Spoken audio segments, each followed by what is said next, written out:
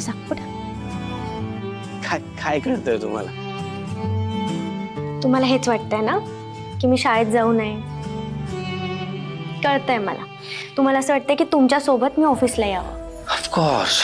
Of course हे तुम्ही मला ऑफिसमध्ये हवे आहात. सी, एकतर तुम्ही खरंच खूप चांगलं काम करताय. जी, आणि आता तर सगळं सॉल्व्ह झालंय ना. टेंडर आपल्याला मिळालंय, काहीच प्रॉब्लेम नाही आता. आता ऑफिसमध्ये तुमच्याकडे कोणी बोट सुद्धा दाखवणार नाही. मग प्रॉब्लेम काय आहे? प्रॉब्लेम काहीच नाहीये सर. तुम्ही जे काही म्हणताय ना ते सगळं कळतंय मला. पण सर खरं सांगू का, माझं ऑफिसपेक्षा ना शाळेमध्ये जास्त मन रमतं. तिथल्या वातावरणात मला खूप छान वाटतं. आणि शाळेतली मुलं जेव्हा असं कलकलाट करतात ना तेव्हा तर मला खूप शांत वाटतं. म्हणजे शाळेमध्ये अशा कित्येक मुली आहेत ज्यांना असं ना मनमोकळेपणाने बोलायचं असतं. आणि जेव्हा ते माझ्याकडे येतात, मनमोकळेपणाने बोलतात ना, तेव्हा असं वेगळं समाधान मिळतं. एखादा मुलगा जेव्हा बाईंजवळ बसायचं म्हणून हट्टाने माझ्याजवळ बसायला येतो ना, तेव्हा भरून येतं मला. आणि हीच शाळेतली मुलं जेव्हा जगाकडे बघतात, जगाचा ज्या प्रकारे विचार करतात ना, आणि हे सगळं बघून त्यांच्यामध्ये एक रोज नव्याने बदल होत असतो.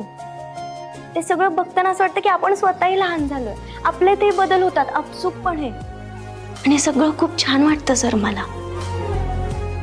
पैशांचं काय सर, पैसे कोणत्याही कामातून कमवता येतात. पण हा जो आनंद आहे ना, तो सगळीकडे नाही मिळणार ना मला. ठीक आहे, जा तुम्ही तुमच्या शाळेत आणि मज्जा करा तुमच्या मुलांबरोबर. पण मी काय म्हणतो, म्हणजे मी पण जर असं तुमच्या बरोबर शाळेत आलो तर चालणार नाही का? नाही म्हणजे तुम्ही कसं शिकवता हे जरा बघता येईल ना मला. सर, तिथे मी नाही शिकवत मुलांना, मुलं मला शिकवतात. ठीक आहे, मला काहीच प्रॉब्लेम नाही.